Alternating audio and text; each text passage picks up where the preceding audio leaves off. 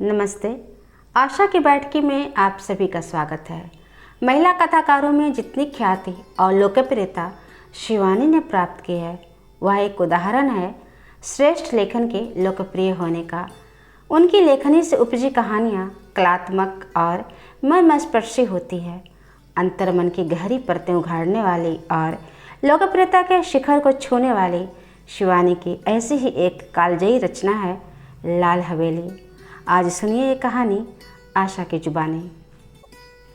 ताहिरा ने पास के बर्थ पर सोए अपने पति को देखा और एक लंबी सांस खींचकर करवट बदल ली।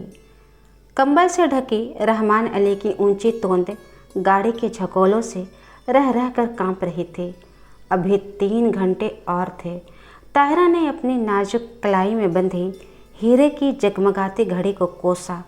कमबख्त कितनी देर में घंटी बजा रही थी। रात भर एक आंख भी नहीं लगी थी उसकी। पास के बर्थ पर उसका पति और नीचे के बर्थ में उसकी बेटी सलमा दोनों नींद में बेखबर बेहोश पड़े थे। ताहिरा घबरा कर बैठ गई। क्यों आ गई थी वह पति के कहने में? 100 बहाने बना सकती थी, यहाँ क्यों आई? जो घाव समय और विस्मृति ने पूरा कर दिया था, उसी पर उसने स्वयं ही नश्तर रख दिया। अब भुगतने के सिवा और चारा ही क्या था। स्टेशन आ ही गया था। ताहिरा ने काला रेशमी बुर्का खींच लिया।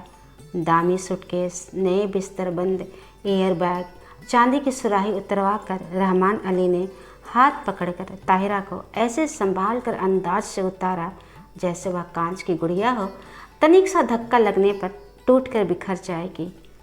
सलमा पहले ही कूद कर उतर चुकी थी।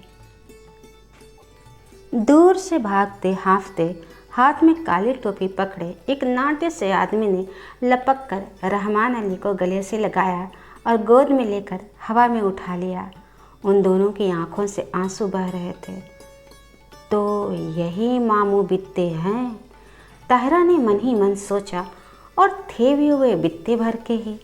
बिटिया को देखकर मामू ने झट गले से लगा लिया। बिल्कुल इस्मत है रहमान, वे सलमा का माथा चूम चूम कर कहे जा रहे थे। वही चेहरा मोहरा, वही नैन नक्श। इस्मत नहीं रही तो खुदा ने दूसरी इस्मत भेज दी। ताहिरा पत्थर की सी मूरत बनी चुप खड़ी थी। उसके दिल पर जो दहकते अंगारे दहक रहे थे, उन्हें कौन देख सकता था? वही स्टेशन, वही कनेर का पेड़। 15 साल में इस छोटे से स्टेशन को भी क्या कोई नहीं बदल सका? चलो बेटी, मामू बोले। बाहर कार खड़ी है। जिला तो छोटा है, पर अल्ताफ़ की पहली पोस्टिंग यही हुई। इंशाअल्लाह अब कोई बड़ा शहर मिलेगा।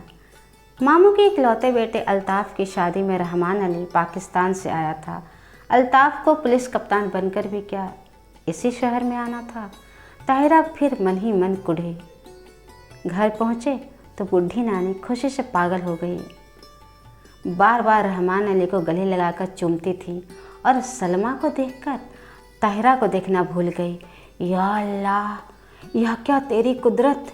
इस्मत को ही फिर भेज दिया। दोनों बहुएं भी बोल उठी। सच अम्मी जान, बिल्कुल इस्मत आपा पर है, पर बहू का मुँह भी तो आप देखिए। लीजिए, ये रही अशरफी। और झट अशरफी थमाकर ननिया सास ने ताहिरा का बुर्का उतार दिया। अल्लाह, चांद का टुकड़ा है। नन्ही नजमा देखो, सोने का दिया जला रहा है। ताहिरा ने लज्जा से सिर झुका लिया। 15 साल में वह पहली बार ससुराल आई थी। बड़ी मुश्किल से वीज़ा मिला था।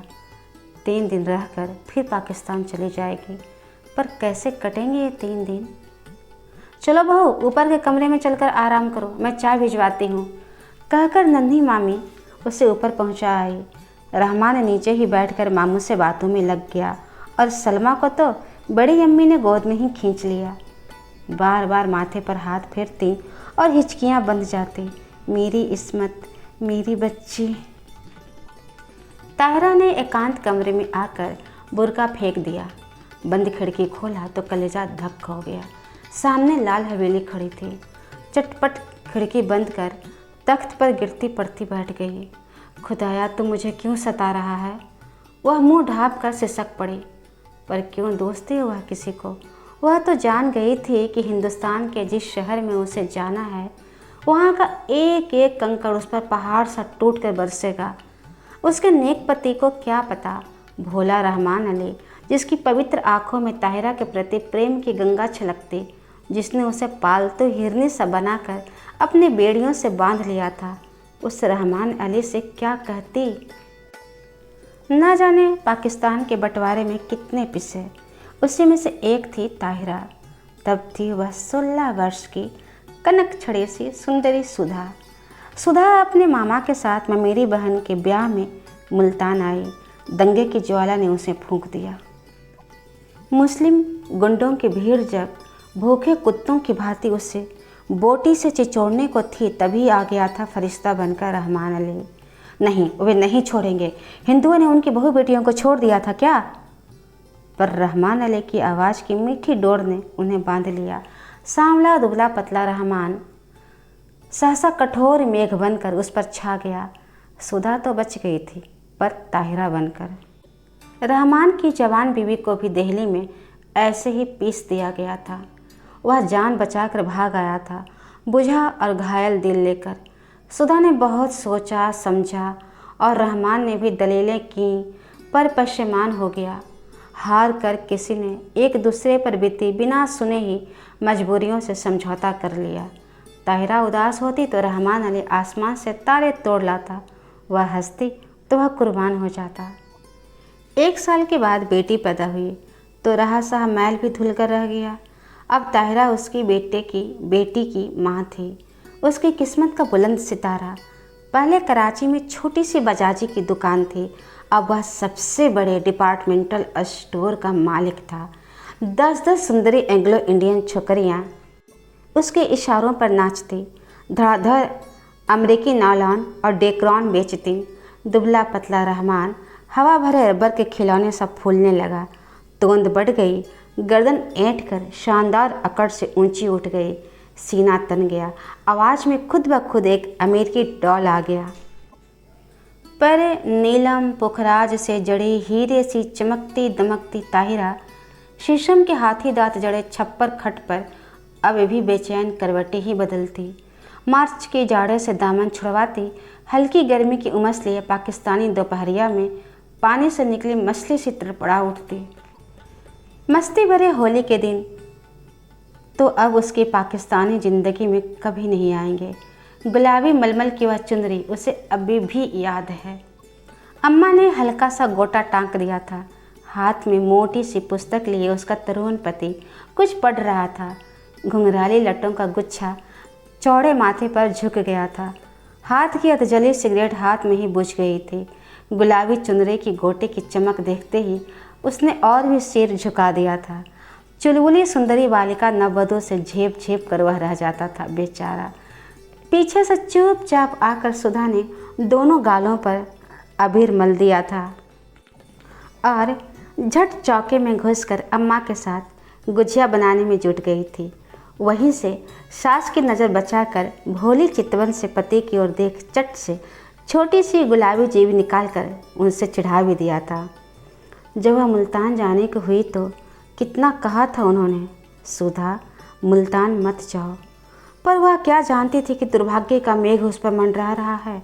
स्टेशन पर छोड़ने आए थे। इसी स्टेशन पर यही कनेर का पेड़ था, यही जंगला।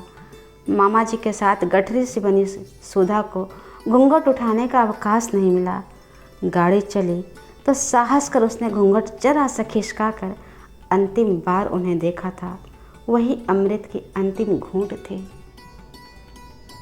सुधा तो मर गई थी, अब ताहिरा जिंदा थी।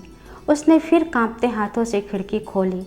वही लाल हवेली थी उसके ससुर वकील साहब की।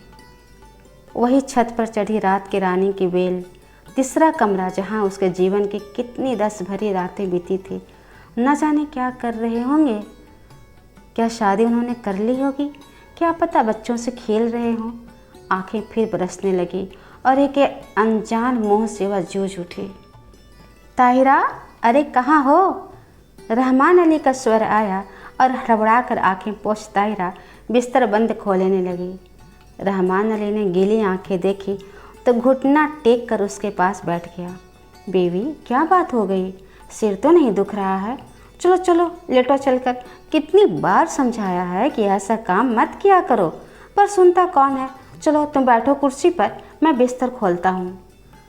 मखमली गद्दे पर रेशमी चादर बिछाकर रहमान अली ने ताहिरा को लिटा दिया और शरबत लेने चला गया। सलमा आकर सिर दबाने लगी। बड़ी अम्मा ने आकर कहा, नज़र लग गई है और क्या। नजमा ने दहकते अंगारों पर चून और मिर्च से नज़र उतारी। किसी ने कहा, दिल का दौरा पड़ गया, आंवले का मुरब्बा चटाकर देखो। लाड और दुलार की थपकियां देकर सब चले गए। पास में लेटा रहमान अली खर्राटे भरने लगा तो दबे पैरों फिर खिड़की पर जाकर खड़ी हुई। बहुत दिन से प्यासे को जैसे ठंडे पानी की झील मिल गई थी। पानी पी कर भी प्यास नहीं बुझ रही थी। तीसरी मंजिल पर रोशनी जल रही थी। उस घर में रात का खाना देर से ही निबटता था।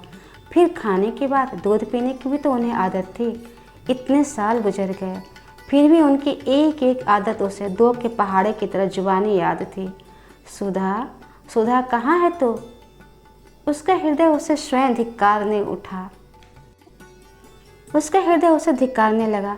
तूने अपना गला क्यों नहीं घोट दिया था सुधा? तुम मर क्यों नहीं गई कुएं में कूद कर?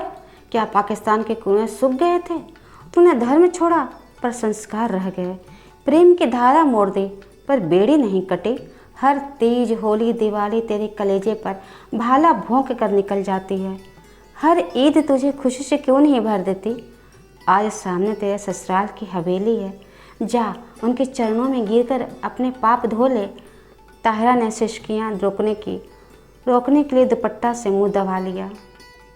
रहमान अली ने करवट बदली और पलंग चरमराया। दबे पार पैर रखती ताहिरा फिर लेट गई। सुबह उठी तो शहनाइयाँ बज रही थीं। रेशमी रंग बिरंगी गरारा कमीज, अब रखे चमकते दुपट्टे, हीना और मोतियों की गमक से पूरा घर मह मह महक रहा था। पुलिस बैंड तैयार था। खाकी वर्दियाँ और लाल तुर्रम के साफे सूरज की किरणों से चमक रहे थे। बारात में घर की सब औरतें भी जाएंगी। एक बस में रेशमी चादर तान कर पर्दा खींच दिया गया था। लड़कियां बड़ी बड़ी सुरमेदार आंखों से नशा सा बिखेरते एक दूसरे पर गिरती पड़ती बस पर चढ़ रही थी। बड़ी बुढ़ियां पानदान समेट कर बड़े इत्मीनान से बैठने जा रही थी और पीछे पीछे ताहिरा काला बुर्का ओढ़कर ऐसी गुमसुम चली जा रही थी जैसे सुध बुध खो बैठी हो। ऐसे ही एक सांझ को वह भी दुल्हन बनकर इसी शहर में आई थी। बस में सिमटी सिमटाई लाल चुनर से ढकी थी। आज था स्याह बुर्का जिसने उसका चेहरा ही नहीं पूरी पिछली जिंदगी अंधेरे में डुबा कर रख दी थी। अरे, किसी ने वकील साहब के यहाँ बुलौआ भेजा या नहीं? बड़ी अम्मी बोली और ताहिरा के दिल पर नश्तर फिरा। दे दिया अम्मी, मामू जान बोले। उनकी तबीयत ठीक नहीं है, इसी से नहीं आए। बड़े नेक आदमी हैं। बड़ी अम्मी ने डिबिया खोलकर पान मुंह में भरा, फिर छाली की चुटकी निकाली और बोली, शहर के सबसे नामी वकील के बेटे हैं, पर आस ना औलाद। सुना है कि बीवी दंगे में मर गई तो फिर घर ही नहीं बसाया। बारातियों को लेकर बस विवाह के लिए रवाना हो गई। बड़ी धूमधाम से ब्याह हुआ। चांद से दुल्हन आई। शाम को पिक्चर का प्रोग्राम बना। नया जोड़ा, बड़ी अम्मी, लड़कियां, यहाँ तक कि घर की नौकरानियां भी बन ठन कर तैयार हो गई। पर ताहिरा नहीं गई। उसका सिर दुख रहा था। बेसिर पैर के मोहब्बत के गाने सुनने की ताकत उसमें नहीं थी। अकेले अंधेरे कमरे में वह चुपचाप पड़ी रहना चाहती थी। हिंदुस्तान, प्यारे हिंदुस्तान की आखिरी सांझ। अपने हिंदुस्तान, अपना प्यारा हिंदुस्तान की आखिरी सांझ। जब सब चले गए तो तेज बत्ती जलाकर वह आदमकद आईने के सामने खड़ी हो गई। समय और भाग्य के अत्याचार भी उसका अलौकिक सौंदर्य नहीं लूट सका। वह बड़ी बड़ी आंखें, गोरा रंग और संगमरमर से सफ़ेद देह। कौन कहेगा कि वह एक जवान बेटी की माँ है?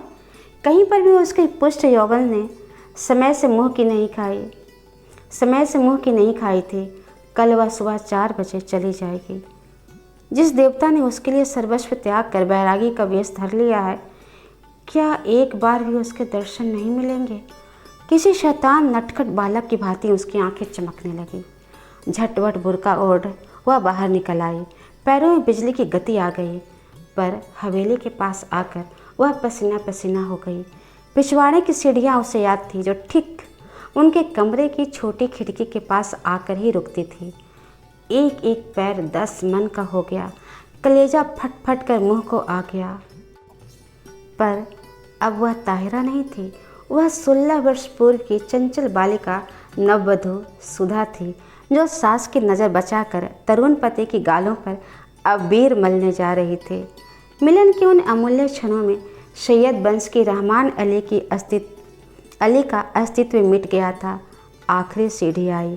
सांस रोककर आंखें मूंदे वह मनाने लगी, हे बिल्वेश्वर महादेव, हे बिल्वेश्वर महादेव, तुम्हारे चरणों में यह हीरे की अंगूठी चढ़ाऊंगी, एक बार उन्हें दिखा दो, पर वे मुझे ना देखें।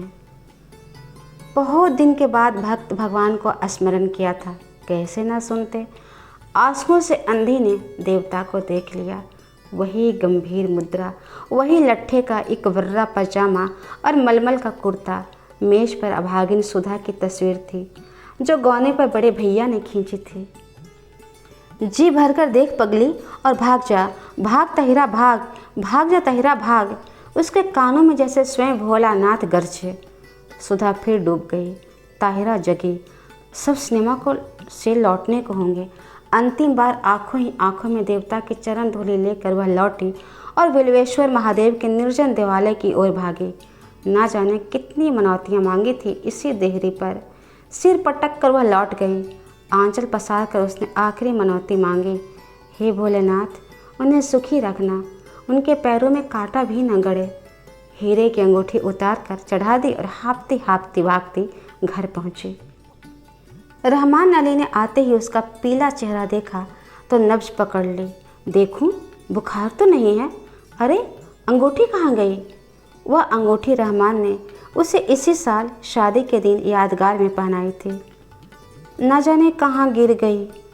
थके स्वर में ताहिरा ने कहा, कोई बात नहीं। रहमान ने झुककर ठंडी बर्फ सी लंबी अंगुलियों को चूम कर कहा, ये अंगुलियाँ आबाद रहे, इंशाअल्लाह अब के तेहरान से चौकोर हीरा मंगवा लेंगे। ताहिरा की खोई दृष्टि खिड़की से बाहर अंधेरे में डूबती लाल हवेली पर थी, जिसके तीसरे कमरे की रोशनी दब से बुझ गई थी। ताहिरा ने एक सर्द सांस खींचकर खिड़की बंद कर दी। लाल हवेली अंधेरे में गले तक डूब चुकी थी। इतिश्री। कहानी पसंद आने पर कृपया इस चैनल को सब्सक्राइब अवश्य करें, जिससे आप आगे आने वाली कहानियाँ आसानी से सुन सकें। साथ ही कमेंट करके बताएं कि आपको यह कहानी कैसी लगी। आपने शिवानी की और कौन कौन सी कहानियाँ सुनना है, कमेंट बॉक्स में अवश्य लिखें। कहानी को लाइक और शेयर अवश्य करें। धन्यवाद।